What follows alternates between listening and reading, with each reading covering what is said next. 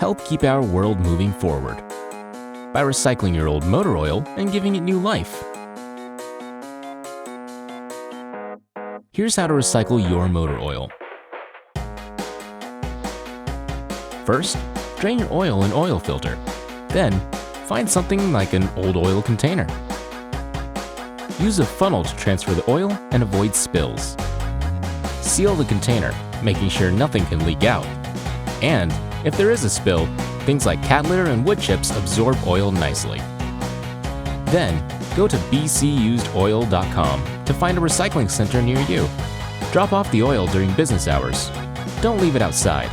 It's free and easy to do. And if you use an oil change shop, they will recycle it too.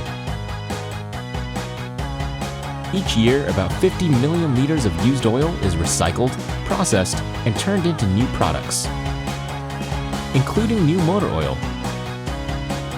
So recycle yours, plus your oil filters, antifreeze, and containers to help keep our world moving forward.